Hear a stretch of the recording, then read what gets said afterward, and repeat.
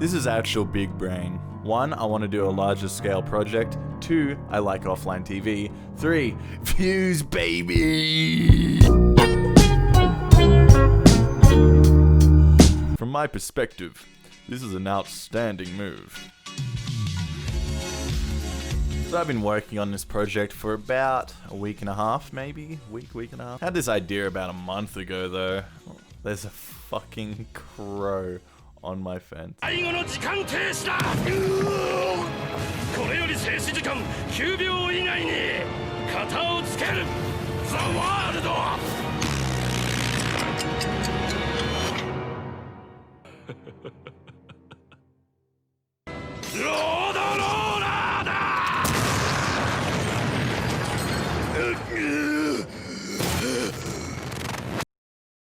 Yeah, so I had this idea about a month ago. I always knew that I wanted to create an RPG, but I didn't know like what the fuck I was doing. So then I did some game jams. Now I know a bit more about what I'm doing. I know how to program a little more than before. So yeah, that's very helpful. So about a month ago, I did some art mock-ups for the characters.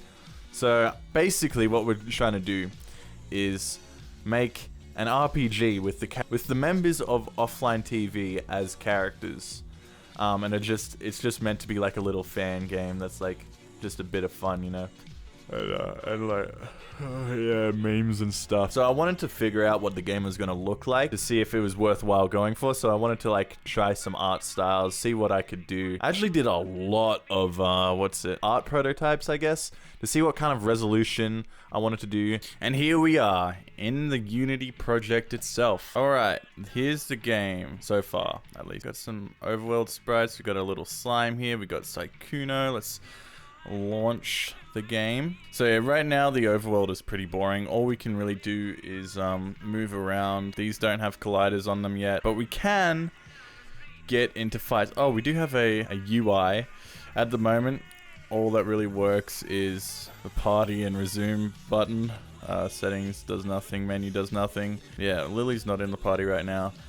Anyway, so I'm gonna go into the fight. If you touch it, much like Earthbound, if you touch an enemy, it starts the battle. I do want it to be like, I do want to just straight up rip off Earthbound, and I will be. If you touch an enemy from behind, when they're not facing you, then you get a surprise round, and vice versa. I really like that system, and I want to feature that in this game. Okay, let's talk about the battle system right now.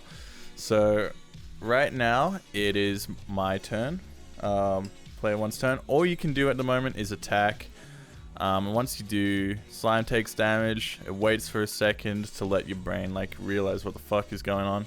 Otherwise, it's just a clicking simulator. There's no animations yet. Animating this is gonna be a goddamn nightmare. It'll be pretty interesting. I don't know how I'm gonna do it, but it'll be interesting. Anyway, so if we just keep on attacking, and once it reaches 0 health, we win. We get XP and shit, but, you know, it doesn't really tell us in the game that we've gained any XP. I mean, there's nothing here, really.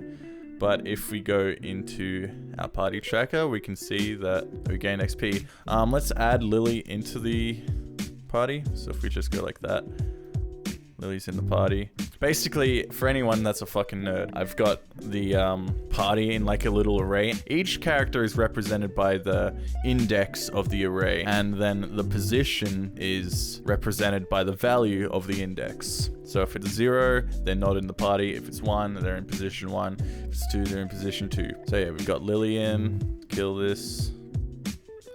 20 XP. Why does Lily have 20 XP now? Oh, I know. I just found a bug. Okay. So right now, yeah, okay. So every time so how it works is each enemy has the amount of XP they're worth attached to them, and then it gets fed into the battle system, and the battle system holds that information, and then at the end of the battle, if you win, it gives it to the players. So I get the XP, so when I win, I get the XP, but the amount of XP in the battle system doesn't reset. So what's happened there is that it's added on top of the old amount of XP. So yeah, that's a little something. That's Sykkuno is meant to be in this, but he's not. See if that works. Hey, there we go. And yeah, there's no way to target anyone at the moment. So technically we can still only support 1v1 battles, but I'm sure I'll figure that out eventually. I think for coding the AI to have targeting will be a lot easier, but having to create UI elements for the players, that's going to be pretty difficult. And I think I might have to change up the graphics a little as well, because if I want up to 4 players and 6 enemies, they're going to have to be a lot smaller and take up less of the screen size. So that's something that I'm going to have to think about. Should I fix a bug while I'm recording? Might as well. It's not going to be that hard. Let's quickly do that. So yeah, because this script is a fucking beast. Alright, here it is. Here's the absolute beast of a fucking script. When I was first making this game, I did get inspired by Bracky's turn-based RPG tutorial. That's why you've got this here. It is a little bit different though, because in Bracky's tutorial, he had the attacks being handled in the battle system, whereas I wanted to have them be handled from the actual characters themselves. That way I could make a lot of variety very easily. So we've got total XP. This is, we need to, at the end of the battle, we need to set that back to 0.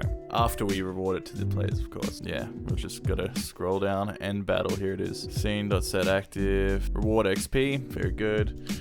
Then total EXP equal to 0. Boom. And that's how you fix bugs. That's literally it. That's all I had to do. Now, if we go back and test it, yeah, everything kind of looks shitty at the moment.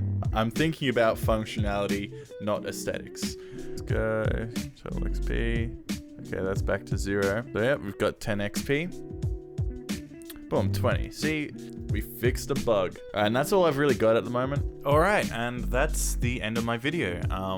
Or my first devlog of this game. In the next video, I'm going to be trying a different format. Instead of doing everything first and then, writing a script and recording all the lines and stuff, I'll be trying to do it like an actual vlog, separated by days. And we'll see how that goes in a week or 2, depending on how long that takes.